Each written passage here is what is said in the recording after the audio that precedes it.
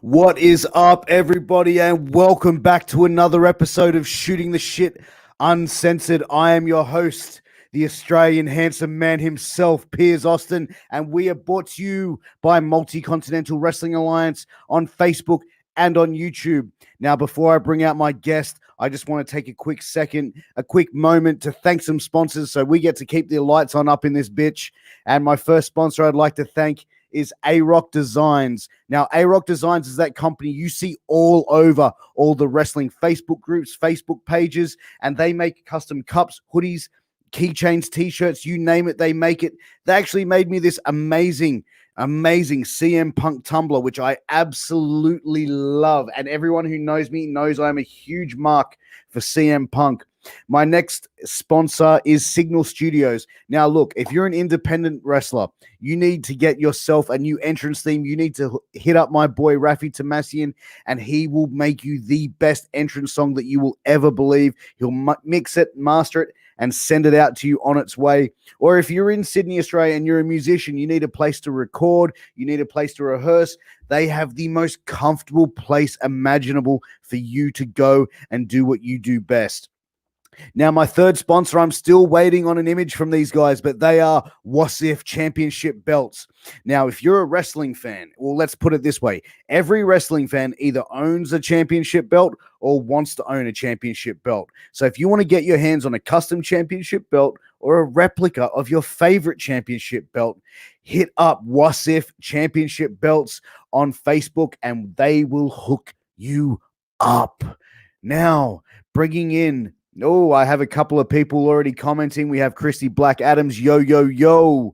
We have Roberto Rodriguez, sup koala. What up, buddy? Now I'm going to bring him out. This guy is an up-and-coming young professional wrestler. He is trained at Gleason's gym. If you're a wrestling fan, you know what Gleason's gym is. It is run by Hall of Famer Johnny Rodz. But anyway, enough of me talking shit. Let's bring him out. The man of the hour. Too sweet to be sour, Jay Bushii. What's up, brother? What's going on, man? Not much, man. Nice and early for you, huh? Yeah, man. Real super early. Well, I appreciate your time coming on to shoot the shit with me here tonight or today for you and have a chat. And as we get into it, man, dude, how did you get involved in the world of pro wrestling? Were you a fan growing up of this business? Yeah, for certain. So, my earliest memories of it, I used to always watch with my mom and my dad. That was something that we always did. I was the firstborn, so that was something that was real close to me. So me and my mom, my dad, we used to do, and just always watched it. Just was damn, I think it's just something I want to do. And then the person that did it for me, that made me I'm interested in this, was Stone Cold Steve Austin. Anytime he came out, anytime he did anything, I'm yelling, I'm screaming, mommy, Stone Cold. I'm going crazy. I'm running through the house. I'm telling her I'm giving a bird and everything. I'm being as Stone Cold as possible. Anytime he would lose, I'm crying. My mom don't worry, he'd be all right. Especially when I'm against The Rock. Oh, I hate The Rock. Really? Rock and Stone Cold. That was something. I can't stand The Rock. Dude, funny story is, man, because my surname is Austin, so I was in high school when Stone Cold was running hot. So I'd go to high school and go, yeah, Stone Cold, man, yeah, that's my cousin. And then it was till my sister actually, till my sister stooged me out and was like, he ain't related to us. And I'm like, fuck. Oh, man. You know how teenagers be, bro. But, man, I had everyone fooled, man. Then I got called a joke, but, we get over it. That was a long time ago. But man, so obviously Stone Cold was your favorite growing up, and that was the guy that you really wanted to emulate. But at what point did you want to say, I want to get in the ring, I want to try my hand at this, I want to be a professional wrestler? So it was during when I was in college. So my first year of college, I had went away not too far. I went to a college called Dowling. I was there. I did my freshman year there, and I played basketball. I played baseball, other sports growing up, like throughout middle school and high school. But like wrestling was always something I wanted to do. But you don't ever hear like programs in school or like in your neighborhood like how to be a professional wrestler. So it wasn't really something I thought was too possible at the time. So it was one day I'm just sitting in my dorm chilling. Like it wasn't a lot to do out there. I was in like the middle of like Long Island, like the countryside. You could kind of say like you got to drive everywhere. I don't got a license. My roommate was out doing something with his girl or whatever. So I'm just in the room chilling. And then I had went to my uncle actually ended up going to the same college as me, so he was on the basketball team. I was playing ball and everything, so I'm like, all right, like this was a Division II school as well. So I'm like, okay, Yep. do I really want to take this basketball thing seriously? Like I'm looking up NBA D League tryouts, NBA like summer league, like anything in like Jersey, New York, and Philadelphia, like somewhere where it's like, okay, like I'm gonna dedicate a year, whatever I decide, I'm gonna dedicate a year to it. And then I was like, well, what about wrestling? So I'm like, all right, cool. Grab my computer, looked up pro wrestling schools. And at the time, like I was a little nervous about it because like you hear all these little documentaries and all these like videos and stuff like, oh, it's a scam, they're scamming out your money and all this type of stuff. So I was a little hesitant with it. So I looked up and then I came across many different schools, but the one that stuck out to me was WW. The first thing I thought of is what the hell is a woo? Like woo is that how I say this? Like what is this? So I'm like, all right, cool. So I'm looking at it. It said Johnny Rodz. I looked up a little bit, did a little bit of information, and what had me sold was it said WWE Hall of Famer. Once it was that, it's like, okay, there's no question where to go. Like, and it's not a knock to like any other promotion or anything, but it's like growing up, we watch WWE. We see WWE superstars. We always want to go to WWE. We don't look at the promotion like, hey, like I want to go there, I want to go here. Like, nah, I want to go to WWE, and that was always been my dream. So I was like, okay, why not learn from the man that was there and who's in the Hall of Fame? So that was like my whole mindset about it. So I looked it up, and then I waited a little bit. I actually called my uncle. I was like, yo, look, I'm thinking about, doing this professional wrestling thing. Cause we always talk about wrestling, like always. Like me and him will go at it for hours and everything. And then he was like, oh, okay, do it. I was like, do it? Like, what? He's like, yeah, like, go ahead. Like, it was just such like an open response to it that like I was blown away. Cause it wasn't like, you sure? Or like, it was just like, nah, like, go ahead. So that was something that like really like gave me like that push. So I was coming home every weekend because at the time I was working on 34th Street. I used to be a Jordan brand ambassador. So I worked with selling sneakers and everything. And then I had called Johnny. I think I emailed him first. And then I kept trying to like get an interview with him because he does an interview like to see like how you are as a person and everything. You could talk about everything that goes on with being in a club. And then I went there. We talked about the price and everything like that. And then, okay, cool. Let me get my money up. Let's do it. And then I didn't start for like another year and a half after. Like so much stuff was going on because my current college I was at, they went bankrupt. So they closed down, which is crazy. It was a private college and they went completely bankrupt. Yeah, bro. Like I tell people they have that same face, like, wait, what? Like, yeah, it's like I think it was like 46,000 like a year, something like that, some crazy number. And they went bankrupt. Oh, shit. So I transferred back to the city. At the time, my mom's a paralegal, so her office was right across the street from a college, Mercy College. So I'm like, okay, cool. Like I'll be right for my mom. I don't gotta buy nothing. She's giving me lunch, giving me all this stuff. It's cool. I'm going to my mom on my breaks. I'm gonna be all right. So I get there to Mercy, and then they gave me like a runaround with like the financial aid. They was like, yeah, you're gonna be good. You're gonna be good. Don't worry about it. Now, mind you, prior to that, Long Island, LIU, they called me like, hey, we're taking all transfer students from Dowling because they went bankrupt because they have like a good relationship with them. So I'm like, okay, cool, thank you, but no thank you because I'm already accepted the Mercy. Like 2 weeks before school starts, they like, yeah, your financial aid, we don't have space for you, so you're gonna have to pay out of pocket. So I'm like, what? And like they just barely gave me enough money just to like register for classes and to sign up. So I'm like, all right, whatever. Now at this time, I'm not really thinking about wrestling. This is like in the September or so. I was like, damn, all right, whatever. Let me just go do it because I'm the oldest of four. So I'm like, let me go to college. Let me do, the conventional route where everybody thinks everybody does. So it wasn't until like I want to say the end of the first semester, like December, and I was just like over it. Like I was waking up every morning, going all the way up to the Bronx because I live in Manhattan. I live with my great grandmother. So like she's been a blessing to me my whole life. So I'll go up to school every morning, and there's always a shuttle bus that's never on time. I'm always late for class. I'm like, whatever, forget this. I'm over this. And then I was working at Nike at the time too. This was when a brand new Nike store opened. I helped open that up. And I'm like, yo, like, I call my uncle again. I'm like, yo, like, I'm not going back. Like, this isn't what I want to do.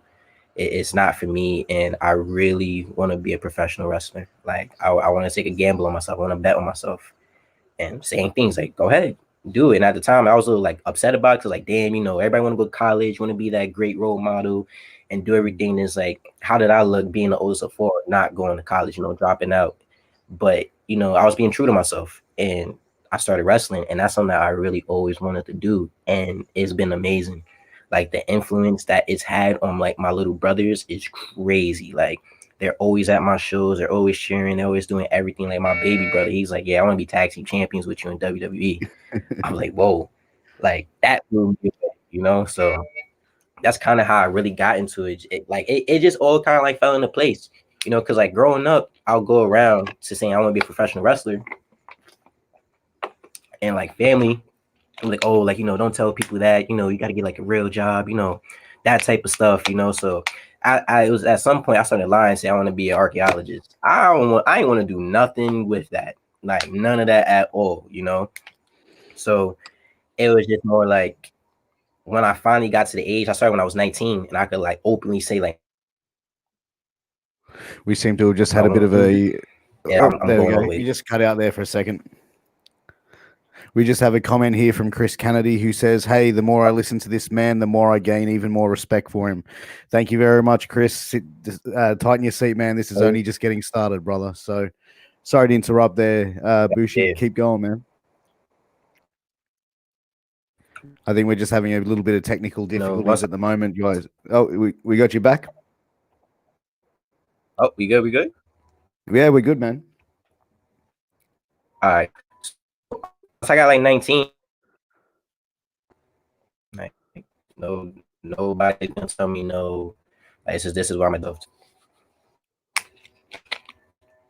And that's the thing, like getting into the world of pro wrestling and then going and training under someone like Johnny Rodz, and as I mentioned before, Gleason's gym, which is a gym that has seen a lot of greats. You've seen the Devon Dudley go through there, you've seen Taz go through there, Tommy Dreamer, Big Vito LaGrasso. The list is and plus Angel Medina, of course, the gentleman who put me in touch with you.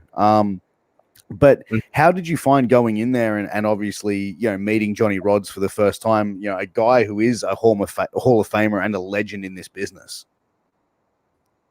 Yo, so it was crazy because like I walked in the office and it's just like photos everywhere, like around the whole office of legends, like legends on legends. And it's like I think the first photo I seen was like Undertaker and Paul Bearer, and I was just like, what the fuck? Like, whoa, like that just took me away.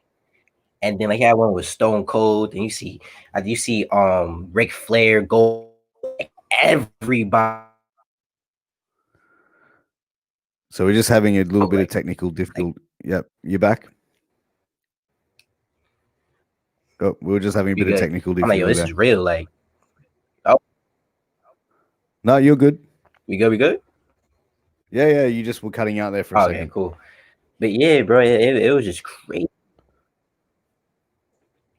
And obviously, starting that training, you said before you were into basketball and you're athletic, but how did it actually feel once you got in there and started taking bumps and learning the ropes of pro wrestling? Was that something that you took to naturally pretty quickly, or did it take some time for you to get used to?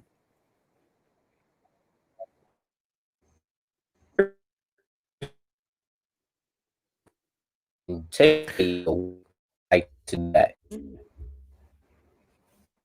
We're just having a little bit of technical difficulties, guys. I think we'll get Bushi's connection's just a little bit not working too well at the moment. Can you hear us? Yeah, I can hear you. Yeah. Hold Okay. on. While Bushi's working on that, guys, I just want to take a quick second, a quick pause for the cause. Make sure you head over if you'd like to support this show and MWA that little bit more. Head over to prowrestlingtees.com/MWA World. We do have a giveaway going at the moment. All you have to do is buy a shirt. You go in the draw to win a $50 Amazon gift card plus an extra MWA World shirt. It's unbelievable. Make sure you go over and check that out. Guys, as well, like I said, while Bushie's getting his internet connection sorted, we will be continuing with this interview. If you are watching on YouTube, do me a favor, hit that subscribe button, hit that like button, like, comment, share, all that good stuff to keep this going so everyone knows that this is the place to be for wrestling interviews and wrestling entertainment. Bushii will be back in just a short moment, but like I said again, guys, I just want to take a special second to thank our sponsors, which is A-Rock Designs, Signal Studios, and Wasif Championship Belts. I think we got Bushii on the go now, so I think he's finding a little bit of a better spot for a connection. So, all right, man, that seems to be working a little bit better. Yeah, because they like doing something in the building, so they be tripping sometimes. Nah, that's all right, man.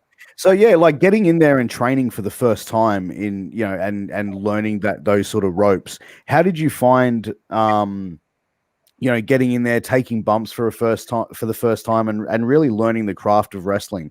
Like, was that something that came naturally to you, or did it take you a little bit of time to adjust?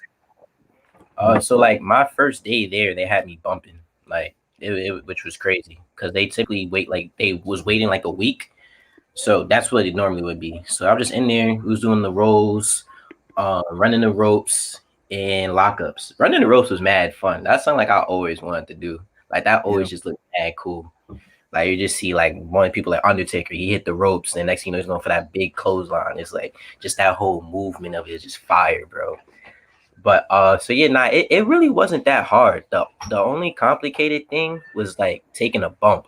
You know, because like you're taught your whole life not to fall, but now they're telling you to fall.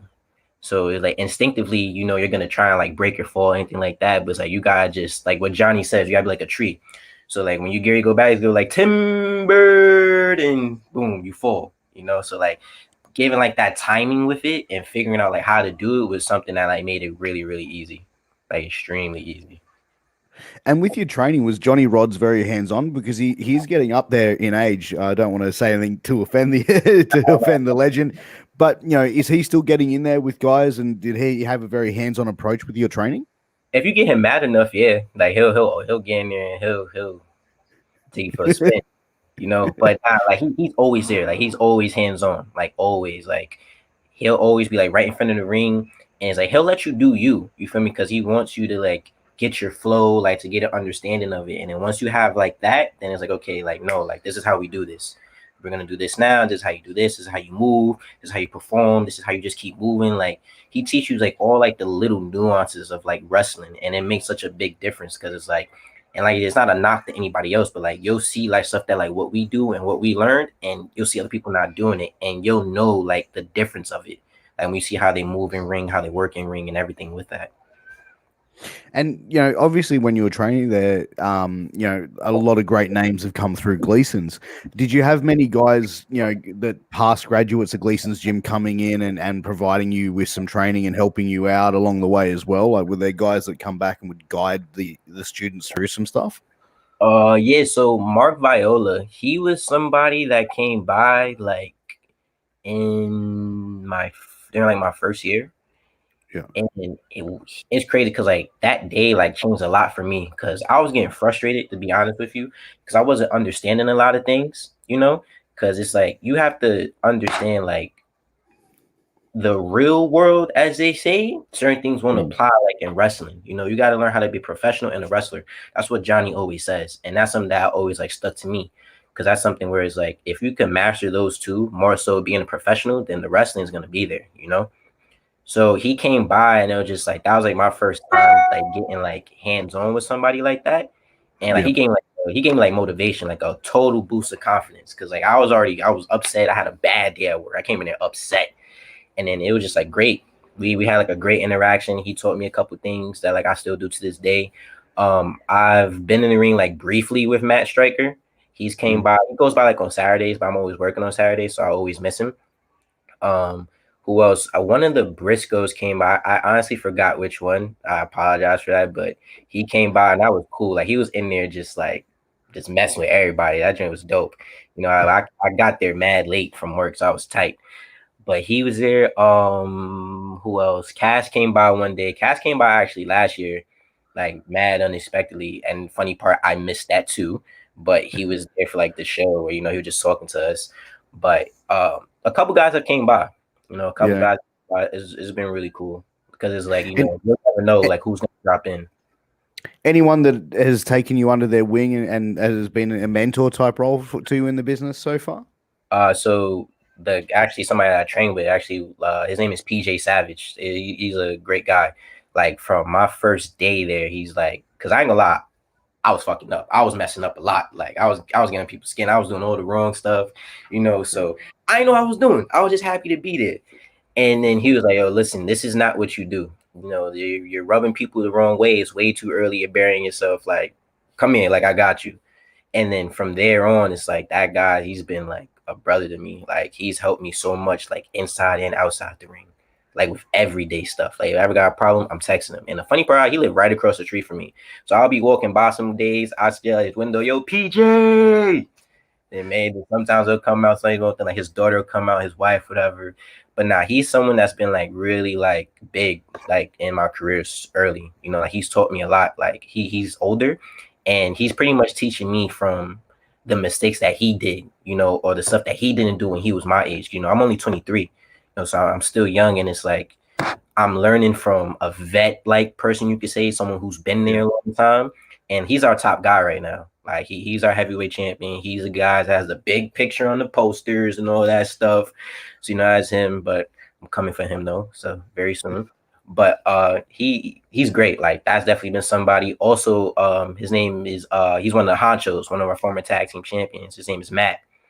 Great guy. Like he's lived everywhere. He's from Arkansas. He lived Arkansas, Florida, like mad places, bro. And it's like he gives you such a different perspective too, because it's like he's not from the city, he's from that down south area, living and growing up there was different. So those are two guys I talk to a lot whenever like I need like a quick advice or quick like guidance or something. They help me out big. So you made a comment that PJ sort of took you aside and said, "Hey, look, you're pissing people off. You're getting some heat on yourself early on. Looking back at it now, like what were some of the things that were getting you heat? Like was it just being a young guy in the wrestling business, or just not understanding how the backstage politics of it work?" A lot of it was being young, and a lot of it was not understanding like how a lot of things work. So one of my friends, right, that I used to work out with Nike, he was friends with another guy that has this other wrestling promotion.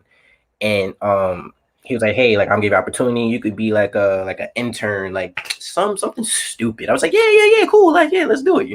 Then okay, cool, like this is another wrestler. Then maybe I could bring out some WW over there. Maybe I could make this all together. Like I'm thinking doing way too much, way too early. So then I was like posting some stuff on behalf of them. Then I would post some stuff on behalf of us. And then PJ came to me. He was like, "Yo, listen, like if you was in WWE, would you post something about Impact?" I'm like, you're right. I'm wilding right now. Like I'm tripping. So that's what he was like, you got to treat here like WWE. Like we like Johnny Rodz, that's our Vince McMahon. That would be like Vince McMahon, we got to treat him with that same respect. We got to treat Gleason's like it's the performance center, like it's Raw, like it's SmackDown, like it's NXT, like anything like that. We got to give the people, like if I ever see John Cena, give the same person that's training with me in that ring today on every Monday, Tuesday, Thursday, Saturday, that same respect, So it's like you just got to like treat now how you're going to treat there, because the best, like you practicing it now, so when you get there you already know how to conduct yourself, a level of professionalism, what not to do, and it just prepares you in the best way. And that just also comes from Johnny. Like Johnny teaches discipline. Like we don't do like indie shows, we don't do none of that stuff. Like we're like at home grown talent, and it just teaches us a level of discipline instead of like, jumping around here and there. And it's not a knock to the indies at all, like indies is great, but just the way like Johnny teaches us, he's like, I'm gonna keep my talent like in-house, and when you're ready to go there, then you go. Because it's all about protecting us, because it's like you could pick up a lot of bad habits. There's a lot of bad people out there who don't have your best interests, and we're all young, we're all still new to this game. So, it's not like we want to go out there, jump in the sun, and shoot ourselves in the foot. So it's But not. that's the thing as well. And you hear the stories of how the indies are and how, a lot of people get fucked over by promoters and they get, like, what? You didn't get paid? Like, no, you need to go and get paid. You know what I mean? Stuff like that. I mean, even, indie wrestling, I think I'd like to think that it's changed now over time and evolved, but, you still hear those stories, Yeah. and I think as well, like training at a place with Johnny Rodz and at that caliber of school as well. And you said it before, learning the ins and outs of the business, how to behave, how to act, how to, treat people backstage. I don't think a lot of wrestling schools are really giving that level of commitment to the people that are training and coming through the doors. And I think it's very much well needed. There's a lot of unwritten rules in pro wrestling. And I think a lot of guys kind of, okay, you know how to do a back bump, you know how to hit the ropes, on the door, go to the indies, make a living, learn the trade. That's nice. So that's not like what Johnny talks about, because you'll see like a lot of these places, they'll have like 3 months, 6 months, a year, stuff like that. Then they like just tell you to go. You can't learn wrestling in 3 months. You can't learn wrestling in 6 months. I've been doing this for almost 4 years, and I'm still learning stuff to this very day. Feel me? Like stuff that like Johnny mentioned year one, I understand it then, but now I get it. Like they always say, like, okay, Johnny gonna tell you something now, you ain't gonna get it, but like watch, a couple months, maybe a year, maybe 2, 3, 4, whatever, you gonna understand it. So that's where like that aspect of having discipline and the patience of it really helps you a lot. Because had I been the way I was when I first got in there, taking advice from all these different type of people, say, hey, do this, do that, I probably honestly wouldn't be talking to you right now. I probably wouldn't be as good as I am right now. Like everything that I have now, like is definitely because of Johnny Rodz. He gave me the opportunity, and he also taught me along with everybody else at WW. Like we all teach each other. You feel me? It's a family like atmosphere. You feel me? It's like when we're doing our drills, we're doing our practices or whatever, we're all standing there, we're watching. You feel me? It's like dojo style. We're there, quiet, looking, seeing, okay, like what did this person do wrong? We'll go give them some advice, or we'll see like, what did they do and how can I do that better? It's always like level of competitiveness, but it's also not from like a malicious standpoint. You feel me? Because end of the day, like we all want to get there, and it's like, okay, like if you're in the spot that I want, I'm coming for you. I'm gonna take you out. I love you, but I'm gonna take you out. If that's not like how your mindset is, then it's like, do you really want to do it? Well, that's it. I mean, I think your idol Stone Cold said it best. If you're not in the business to be the top champion, Yeah. what the hell are you doing in the business? And as far as Johnny Rodz goes, like you mentioned WUW, the promotion from Gleason's. How does Johnny feel like seeing some of the, like, obviously he's been in the business for such a long time, and seeing like obviously the wrestling business evolve over 20, 30, 40, 50, 60 years. How does he feel when he sees like some of the younger guys trying to do some crazy outlandish spots? Is he pretty much wanting to pull them in, or is he like going, nah, I fucking love that shit, go nuts? Nah, it really comes from, well, for one, it's simplicity. You feel me? Like Johnny will love a roll up finish, a sunset flip finish. Like that's it. You feel me? That's like the bread and butter there, because it's your basics. Yeah.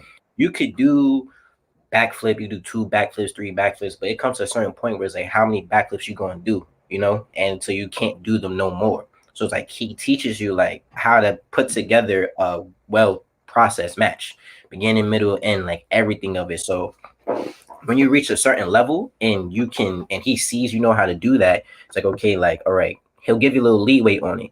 Even from the start, it's like if you try something dumb, you could do it, but it's always going to be a lesson behind it on why you shouldn't do that and why you should do this. You feel me? It's never like on some, like you effed up, you did this and that, you dumb. Like, nah, it's like, Pod, you did something wrong. Let me tell you why this was wrong, and this is how you do it. Like, right before we started talking, you mentioned when I did like the six rotations, right?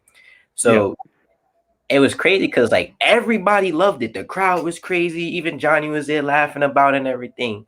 And then I think I went in like at that Monday after the show. He was like, "Pa, it was great. It was beautiful. All the flips, all the stuff, everything. But you just stopped. Why didn't you go grab him? Grab him, then give him an arm drag, and then do a sunset flip. Like he tells you how to not just stop it there in that moment. He tells you how to process it and make it like build up, how to keep it going and keep it flowing. Because if you notice, like right after I did that, like I stopped for a moment. I was like, yeah, I'm celebrating to the crowd going crazy. Like I'm hyped. But then it's like after he told me what to do, then I'm like, damn, I wish I did think of that. That would have made it 10 times better. You feel me? So it's like he lets you do your base work, whatever you want to do, then he tells you how to enhance it. But I think that's the way of learning it as well, like, really understanding it as well.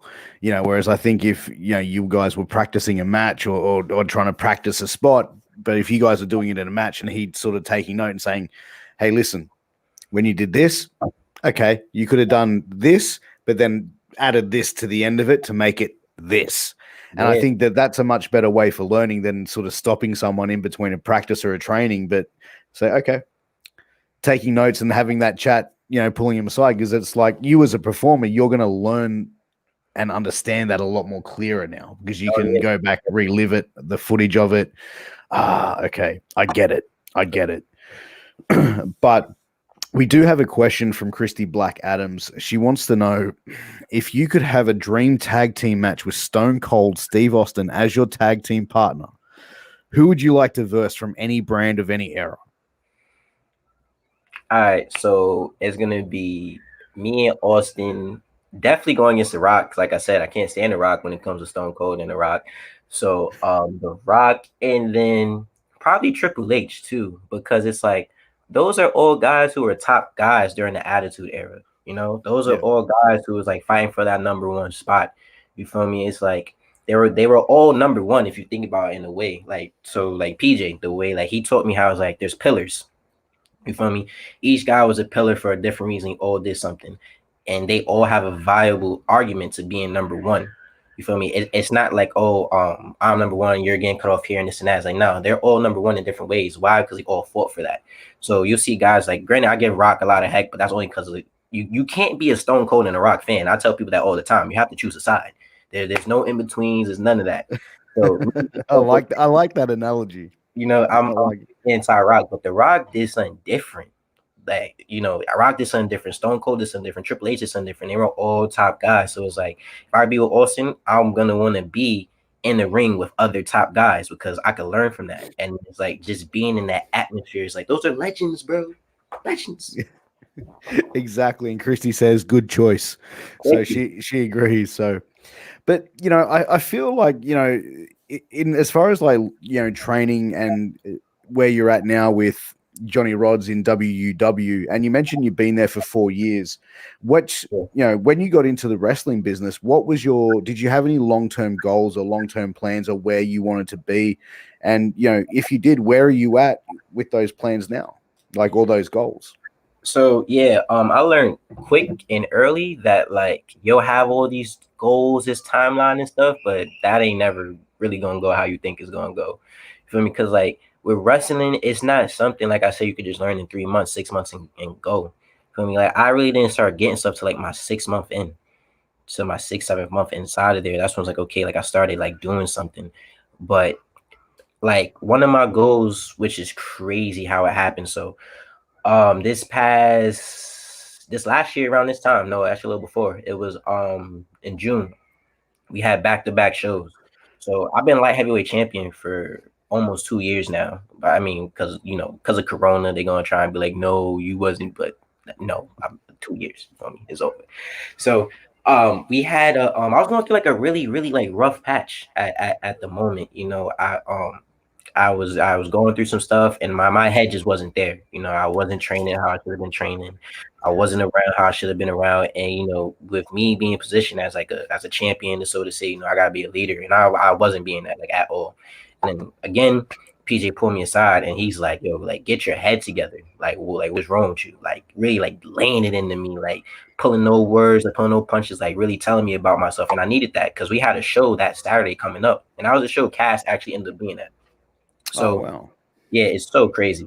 So we was talking and everything. We went to the that Saturday morning. Yes, that Saturday morning. Me and PJ, we always go to the gym. The gym is like right down the block from our house. And we were talking about wrestling and everything like that. And I was like, yo, bro, like, I would love to be a 2-belt champion one day. Like I want to have 2 belts, like you feel me? Like that'd be crazy. And we talk about Randy Orton and his iconic pose where he's holding up the WWE title and the World Heavyweight title, just looking so like menacing, bro. Like it was just a fire photo. Talk about that, and then talking about also like Seth Rollins, who Seth Rollins was the one that actually get me really going. I watched his Redesign, Rebuild, Reclaim documentary, and no lie, I dead cried at that. I was like, yo, like I feel that emotion. You feel me? Like watching that, I just felt that. I just imagine WrestleMania was like, I can imagine getting injured and not being able to be a part of it. So we had the show that Saturday. It was cool. I retained. And then the next day we had a veteran show. We always have one show. It's always 2 shows in June. It's like a regular WW show. Then we have a veteran show, like giving back to the troops and everything like that. We do that every year. So then I get a call from Matt, because we're on our way there, and he's like, yo, Bushii, you're gonna be in the main event tonight. I'm like, oh, all right, cool, let's do it. And then he was like, you're going against a guy that would train with us. He was a North American champion at the time. So he was like, it's gonna be you and him, belt versus belt. I'm like, oh, all right, cool. Like, all right, let's see what we're gonna do. So it's a big out. So now we get to the show, we getting ready and everything like that. So the match is on. So now, mind you, right? It was we didn't know it was like really belt for belt yet. So at those outside shows, Johnny does commentary like in the middle of your match. You can hear it like on the speaker. So it's like you're in the ring, you hear Johnny like, oh, he's crazy. Why you ain't go for the pin? I would have went for the pin. Why you ain't go for the pin? He's stupid. And he just a whole bunch of crazy stuff during your match. So me and Al, we get in the ring, we ready, like, yeah, it's belt versus belt. And then he was like, yeah, and by the way, it's 2 out of 3 falls. What? What? Excuse me? And you're learning this as you're on the way to the ring. As I'm in the ring. I'm already in the ring. That's crazy shit. Belt on wrong and everything. He's like, yeah, it's 2 out of 3 falls. Okay. All right, cool. Let's do this. So me and Al, we going at it, and then it's 1-1 apiece. And I actually sent you that match. That match was a really good match. Like if you could watch that, like it's crazy. So it's 1 fall apiece, and then it went to a no contest for like the last fall, and then the crowd was like, nah, like we not accepting that. Like run it back. Like we want a definitive finish. Yeah. So we get back in the ring, we go at it, and then I ended up winning. So I retained my light heavyweight championship, and I won the North American championship. And it was so crazy because it's like just 24 hours ago, me and PJ was talking about like being a 2-belt champion, So it was like for that to happen like so early, that was just crazy for me. And regardless of what level it is, you feel me? Some people like, oh, like it's just this and that. Like I'm proud of any and everything that I do.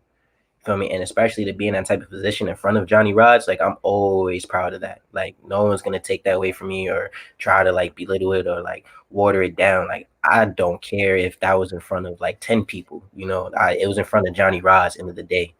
So he was someone that trusted me, put me in a position, and then like I did that, and I think I was 2-belt champion for like 6 months, 7 months, and wow. It was just crazy because it was like I was dead just talking about this like just hours ago, a day ago, and it's like now I'm there. I'm doing my Randy Orton pose, holding both points up, happy, holding hard. But that's the thing, man. Like non-wrestling fans go, oh, it's scripted. Like they didn't really win a belt. What non-wrestling fans don't understand is in pro wrestling, when a promotion gives you a belt and puts that belt on you, it's an investment in you. It's because they see you as being a guy that can draw money for that promotion, a guy that can put asses in seats to get fans in to see you perform. And that is why, being a champion in wrestling, yes, pro wrestling is scripted, but it still means something. It means something to the performer because it's an achievement of them that they can be a top guy. They can be a draw for that promotion. Nah, for real. But one of the questions I wanted to ask, you mentioned like in the ring and this being turned into a 2 out of 3 falls matchup. how did, like, obviously, like, I don't know how you and your opponent had a chat before the match or you were calling things in the ring, but how did that do for, like, were you in there and just going with each other going, what are we going to do? Like, we had this shit planned out, man, and like Johnny's just throwing a spanner in the works. Like, Yeah, what are we? So the crazy part about it was that we didn't even know a finish. Like we didn't know nothing. We just literally just went out there. Like there was no nothing like, okay, you're going over, none of that. We were just like, we're going out there. Like I no lie to you, like we literally just went out there and we were just gonna just put on a show. At the end of the day, that's what we do. We put on a show, we put on a performance for the crowd. So that was our main goal. So then when we get in here and we hear the 2 out of 3 falls, it's like, okay, now we just didn't have a finish, right? Now we gotta do 2 out of 3 falls.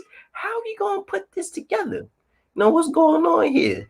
And then of course, like, so like I said, like we train with everybody Monday, Tuesday, Thursday, and Saturday. So it's like it wasn't really hard doing it because we know each other's moves, we know each other's like spots, like we know everything. So it's like I know if I'm in a corner, I might be seeing a clothesline come at me, or if I pop out, I might be getting like a drop kick somewhere, you know. And he knows if he's in the corner and if he drops down to that floor, he's getting a Bronco Buster off rip, like immediately. I'm coming right with that Bronco Buster, and I love doing that. That's like my little spot for the kids because the kids be like, "Oh my god, he put his nuts in his face! Oh my god!" Like, like laugh, you know, because it's like you want to try and appeal to every like type of audience that's in the crowd, you know. Yeah, So 100%. if I got the kids in there, I'm doing something for the kids. If I got like the non-wrestling fans, let me do something for the non-wrestling so they can kind of see what's going on. And for like those real wrestling fans, it's like, oh shit, he did a triple hurricanrana or whatever. Like, you try to do something for everyone in that crowd so they can enjoy themselves and they can say like, damn, like I had fun. I'm coming back to the next WW show because end of the day, it's not just about me. It's about the promotion overall for the promotion itself. So you always want to try and bring money in there and try and bring the crowd in and try and bring eyes. Yeah. But yeah, like everything was on the fly. Like everything was on the fly, and it was just like a flow. It was just like a complete flow that we did, and it was great. It was amazing. But you mentioned like no one told you who was going over. Like, did you and your opponent sit down and go, "Hey, man, so we're gonna have a no contest. You're gonna keep a belt. I'll keep a belt." And that was like, I think that was kind of like the idea where that's kind of like the energy we was getting from it, like the vibe. Like, okay, we'll probably just like do something like that. You know, it protects both people, and then it brings back the audience for the next show. Because you end up, let's say we do like a no contest, like, okay, now I'm invested. Now I want to see what really happens, like who can really pull away with both belts, who's really going to be the top guy between both of them. So that would have been the thing. So it's like, okay, we're going to bring this on for the next show, you know, because that show was kind of like you could say something was like a house show, you could say something like that. Yeah. You feel me? Because like our main shows are always at Gleason Gym. The main shows ones where we put the big promotion on, the big poster, everything like that. So that was kind of like the idea behind it. But when we got in it was just kind of like just whatever felt right. Like literally, that's like I know it sounds cliche, but we did what just felt right. Like what felt good in those moments. Like whether the first fall was me or the first fall was him or however it came about. Like it's so crazy. Like that match has so many different dynamics to it. Like the ref got knocked out. We had like 3 different refs coming in the ring. PJ got involved. He full Nelson him. No. He full Nelson me. He power bombed out. Then another ref came back in who was crazy. She gave me an arm drag. She wasn't counting. Like it was so much going on that it's like there was no way that could have been scripted or that could have been planned. Like all that stuff was just on the fly. Like we're just flowing. Like we're feeding off the crowd. You know, when we see the crowd like picking back up, like, okay, we're gonna do this, or if they're coming down, we're gonna do this. And that's when I said, like, the crowd was like, nah, like we're not taking that. We want to defend the fall. We want to know who's walking away with both these belts. We want to know who's gonna be the man. And like that's how that came about. That's insane. And what was Johnny's feedback after the match? What did he say? What did he say? I came in. I didn't come in that Monday because I actually got hurt. I had like a sprain in my foot or like something. It was something going on. I forgot what it was. But they had me like in a boot. I was wearing like a boot for a little bit. So I took that off and I came back in like that Tuesday or Thursday. And he was like, "Pa, like it was really good. It was fun." And pretty much what I just say, he was like, you know, so now we're going to run it back for the next show. You know, we're going to do this for the next show so we can bring that audience who was there to come back. It's all about bringing them back over and over and over, having coming right back through that door. So, but he liked it though. It was cool. And, you know, it was an opportunity that came to me that was like, you know, it just kind of like fell into place You feel me? It's like I've made a lot of things happen, you know, by putting in the work, putting in dedication and everything like that. So it was like, you know, I just work hard. That's the only thing I can really say about it. You know, I could work hard and he was proud of it.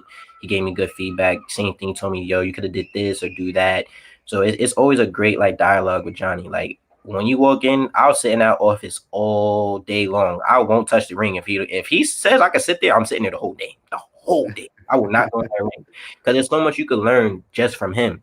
You know, it's like I could be in the ring, I do arm drag, hip toss, headlock takeover, all that other stuff. But like learning the experience and the knowledge of the business, you only getting that from him. You only getting that from him. You're sitting down in front of him, and he's telling you stories about how he's on the road and how he's going to different, how he went to this bar here before, how he was with Gorilla Monsoon, how Andre was, and like all this stuff. Like he was talking to me on I went Tuesday. He told me about Andre the Giant, like how one time he got in the car and then you just heard like a squeak sound. The car just went all the way down. Like that's how big he was and everything. It's like you hear all these great stories. He's telling you stories about how he's with the Rock's dad, Rocky Johnson, how his wife was feeding the Rock baby food when he was a little baby and stuff like that. It's like this guy has done everything.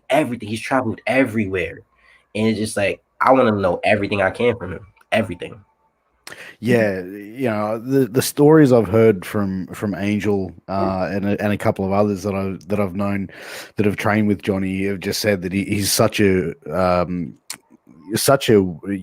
a fountain of knowledge, and you know, and to still be going and training Gleasons and doing that sort of stuff is fantastic, and it's good to see that there's a lot of young talent coming out of that gym as well. But as far as yourself goes, like you know, you mentioned earlier, you know, you've been there, been training for 4 years, been doing the WUW shows for 4 years. What's next for Jay Bushii? Where would you like to see yourself go? Like, you know, obviously, ideally, everyone wants to go to WWE. Yeah. But you know, is the indie somewhere that you'd like to venture out and then try your hand at the indies around? You know, obviously, Philadelphia, New Jersey are places where the indies have always been a hotbed for pro wrestling. Is that something that you want to start doing, venturing out, or is it, you know, you want to stay where you are and hopefully go off to WWE from there? So all right, it's like different ways to answer that question. So for me personally, I want to be the heavyweight champion there before like I go anywhere else, before like anything like that, because it's like that this is the approach I started at, and then once I reached it, I mean like I've climbed that mountain, you know, like I've reached the top of that where it's like okay, like I'm in that position. And then like Johnny Rodz, like he trains you to not just get there. He trains you to stay there. You feel me? Like you'll see times where it's like you'd be like, how the hell did he get there? How does this person get there? You feel me? You don't want that reaction, you know. I mean, even if you do get it, so be it. But you want to stay there. So like he teaches you like how to survive in WWE. You feel me? Like we'll do promos, right?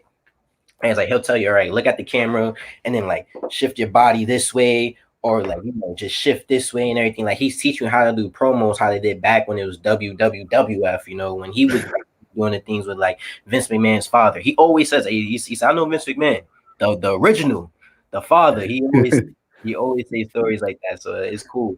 But it's like he teaches you to, you know, you want to be the guy that kind of like pops up. Where it's like, okay, like who's this? You know, you want to have your whole WWE career there. You feel me? You don't want to leave. You want to be like John Cena, popped up there his whole career. Even more so recent, like Roman Reigns popped up there his whole career. Now he's like a top guy. Like he trains you to be a top guy. And then more so, like as you can see with just Devon and Bubba, he trains Hall of Famers. You know? Yeah. Like that's something where it's like this is the lineage that like I have with being at WWE. This is like the kind of like expectations I have for myself, and like even you could say he may have, you know, for any of us there, where it's like okay, like we want you to be the best. So you know, of course, like if like a ROH or like an Impact or New Japan, someone like that comes to me, yeah, I'm not gonna say no. You know, I'm not just gonna, oh yeah, no, I'm only going W like nah, because you feel me? It's like it's an opportunity nonetheless. And of course, like, you know, if that does come about, Johnny would tell me about it or tell whoever it is, like he'll teach you what to do and everything like that. But yeah, like I wouldn't mind going to like a ROH, Impact, New Japan, AEW. You feel me? Like anywhere like that. Like if you're giving me opportunity and it's like, you know, you're paying and it comes to me, then it's like I wouldn't just turn it down. You feel me? Because even from there I can still reach my goal of WWE or whatever that goal may be. But yeah, for right now, it's just looking like, trying to get back into the groove, the whole Corona thing. Yeah. Trying to like, reach my own personal goals in WW, which is being heavyweight champion. Like I've already been a 2-belt champion, which is crazy. I've already Two been, belts Bushii. yeah, man. I've already been a champion for a year. Like all these little milestones and goals that I've had, I've already hit for myself. Like I've hit it. But that's the thing, man. Like, 23 years of age and, training under, a Hall of Famer, being, put in the position that you have and been thrown, the curveballs and stuff like that. But not even just in wrestling. And as you were saying about, going through college, having your college closed down and then, having that whole thing to go through, then having that real talk to yourself to say, listen, pro wrestling is what I want to do, and taking that gamble on yourself, man. As Chris said, man, I've gained a lot of respect just having this conversation with you, dude. Like it's, you definitely seem like a guy who's very committed. And, after seeing your matches, I encourage everyone who's watching this interview to go and check out Jay Bushi's matches, because this guy can go in the ring. And I'm not just saying that because you're here. Everyone who knows that I do these interviews, I'm very, very honest. And your matches are really good. Like it's, you definitely are going to be someone to keep an eye out for the years to come in this business. And that is, that's my honest opinion. I think I appreciate that. Like, it's always great to hear those type of things like that, because I remember when I first started, like, it was kind of like, yo, you really doing this? I would tell my friends, like, yo, like, I'm a wrestler. Like, I'm wrestling. Like, you serious? Like, for real? Like, you get like that, huh? Or like that quick laugh, like, shut up. Like, you ain't doing that. Because, like, from where I'm from, people like me, like where I grew up, we don't do professional wrestling. You feel me? It's like regular cliche. Oh, you're gonna either play ball, football, baseball, like the normal stuff, the everyday stuff. Even if I say I'm a swimmer or do water polo, that might have been a bit more accepted. But I say I'm gonna do professional wrestling, is like, huh? And then you'll get this one here. You'll get the. Well, you don't look like a wrestler. What does that look like? You know what? That's people that are stuck in 1980. The guys have to be like juiced up to the fucking gills and be like, no. And wrestling's evolved though, man. And I think that, wrestling's definitely evolved. And you look at the body shapes of professional wrestlers today compared to, yesteryear. And now pro wrestling, the wrestlers look like athletes. You know what I mean? Like a majority of them, like you take, mixed martial arts, for example, not every fighter is 6'6" and 130 pounds, 250 pounds. Yeah. It's, now it's more, it's understandable and realistic that the pro wrestling body shapes are, because not everyone walking around is that size of 6'6" and 280 pounds, so it makes wrestling more, I feel like wrestling's more realistic in this sort of time frame than in what it was 30 to 40 years ago, whereas like put someone over on the shoulders and spin around in a circle 10 times. It's like, I'm not going to fucking do that in a real fight. I'm going to get my head punched in. Like, you know what I mean? Like the quality has definitely changed. And I think it's come with over time as well. So. Nah, yeah, for sure. And then it's like, granted, you'll get the, you don't look like one. And I understand it, because like one of the things that we're taught is like the eye test. Like if you don't pass the eye test, or if you don't look like a wrestler, you're not going to think you're a wrestler, not going to treat you as a wrestler. So it's like, I know, like for me, like, and it used to like get my mind sometimes. So it's like, I've been champion for over a year. Like people know like who I am. It's be like certain shows I'll come out and it'll be like really loud, or certain shows it'd be kind of like, oh, it'd be cool. And I'm like, all right, so like, what is going on here? You feel me? Like, what's making this not consistent? And then yet again, I love him, but I hate him. Like PJ comes out, it's loud. It's like, what the? It's like, what? We both a champion. What's going on here? But it's like, he looks like a wrestler. Feel me? Like he has like that wrestler look. So it's like, even for me, like sometimes I look like one, or maybe sometimes I don't. But it's like, I have to get a little bigger. You feel me? I can't just be like, skinny and stuff like that. I gotta put on weight and like at least be able to pass the eye test of like those hardcore fans, like the people who's not just gonna, just okay, yeah, cool, because it's like, I want to be able to turn heads no matter what. And even if you're not loud when I come out, by the end of the show, middle of the match, you're definitely going to be cheering for me. So that's never like stirred my confidence. It just be like, I'm trying to connect all the pieces, like I'm very realistic with myself. I'm not gonna just be on some like, oh, like everything's peaches and cream. Like I know what's wrong. I know what I gotta improve. I know like what's really going on. I want to be aware of my situation, what's going on. So it's like whenever I finally figured out, like, okay, like how can I connect to these other people? You know, maybe I'm not passing the test for them. All right, how can I make sure I pass the test for everybody, or at least the majority of people? Like, you know what I mean? So Look, now, man, I'm no Johnny Rodz, man, but the only thing I could probably say, bro, is just be yourself, dude. Go out there and do it yeah, because for sure. after seeing a few of your matches, man, I get, I see a lot of similarities between you and Shane Strickland. I've gotten that. I've gotten Yeah, and Shane was one guy that I remember seeing on the Indies and just going, this guy's got, you know what I mean? Like you've got something there. You've got that thing that grabs that attention, and I think that you're going to have a very bright future. Nah, definitely. For real. No problem at all. But look, it is that time for the guess the Aussie slang game or guess the Aussie phrase game. So I will let the audience know that I have told Jay Bushii about this. He does know a few Australians, and we are going to get this underway. Yes. So we're going to start one off by, this is the first one. Hey Bushii, you check out that Sheila down the road? What's a Sheila?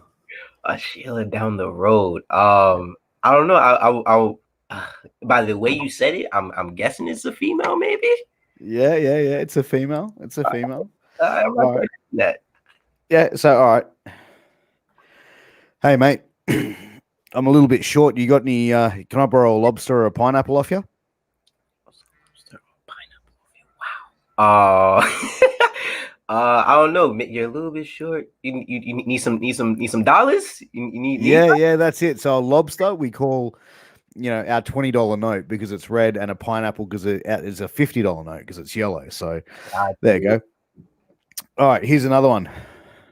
Go on, mate. Have a go. Oh, mate, have a go. Well, I mean, obviously, I feel like that's saying like go on, have a crack at it. But I'm trying to figure like in what context though. Is it like a challenging one or just like go on ahead, like I dare you? It's like, come on, man, have a crack. Yeah. Like, this is the thing. Australia is a very, I want to say, oxymoron type country because we're the only country in the world where we'll call our enemy a mate and our mates a see you next Tuesday. Okay. So that's exactly right. So if you're sitting there saying something, hey mate, how are you? You bloody sick, and then you see someone you're gonna fight, you're going, mate, you want to go? Like, yeah, you want to go? All right, come on. That's it. Oh, mate, it's time for us to hit the frog and toad. Oh, that means we got to dip. Yeah, it's time to get out of here, man. You're getting this pretty good. All right, so I got a couple more for you. I wouldn't piss on that bloke if he was on fire. Oh yeah, I'm dead. You ain't messing with that person. You're not dealing with him. No, it means that I don't like him very much, and I wouldn't piss on him if they were on fire. Oh.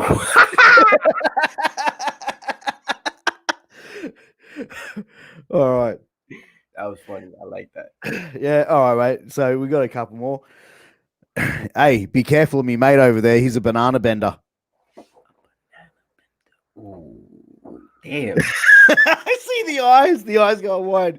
Yeah. Oh, man. Damn. That sounds dangerous, bro. Or it just sounds like he's just unstable or like he's just wilding.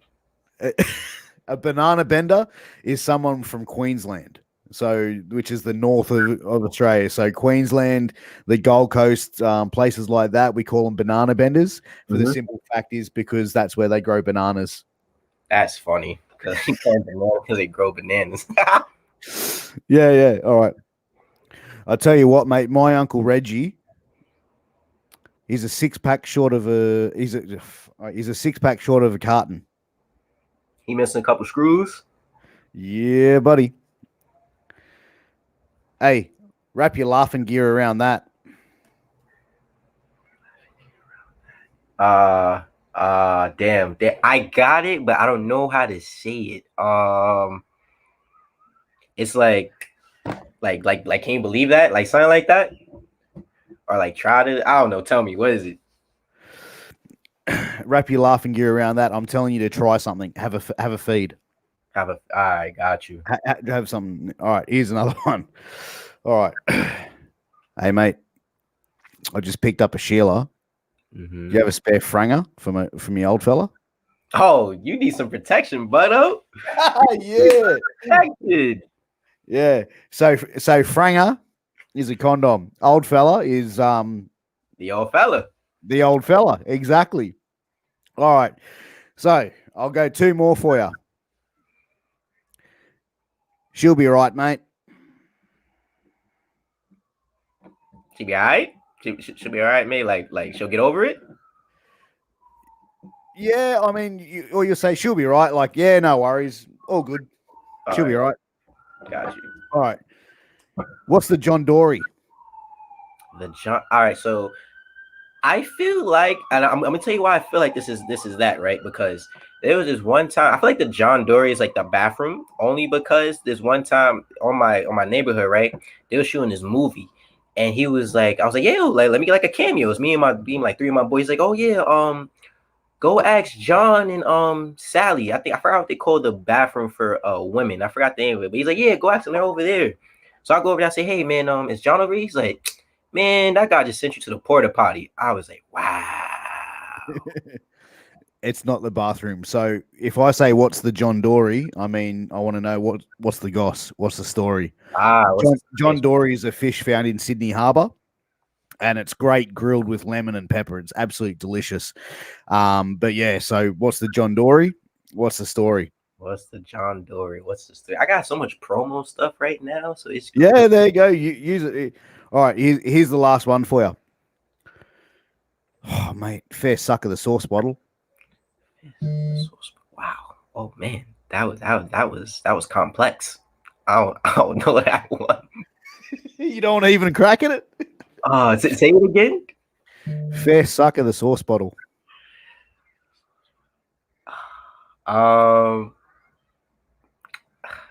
don't know, man. It's just unfortunate saying, like, I don't know. So it means fair suck of the sauce bottle. I go, oh, mate, fair go. Like, come on. Like, okay. Come on. No. So, look, that's been the Aussie slang game. But Jay Bushii, tell everyone where they can find you, where they can support you, where they can show you some love, my friend. Oh man, so Instagram J_Bushii. You see it spelled right there, BUSH 2 I's. Twitter is J_Bushii, the underscore at the end. My YouTube is my actual name. It's John Rubel, REUBEL Wrestling. What else do I have? I'll be on Twitch too, J_Bushii, same name. I play Call of Duty.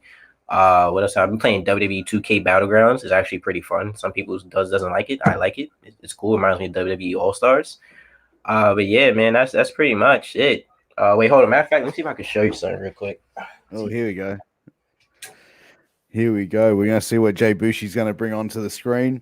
But guys, look, thank you so much for watching the show. We're just going to wait a minute for Bushii to come back. It's been an absolute pleasure having him on, talking to this young gentleman. It's been a great interview. Definitely appreciate it. Like I said, all those that are watching on YouTube, please make sure to click that subscribe button, click that like, click that share, put a comment up there for us as well.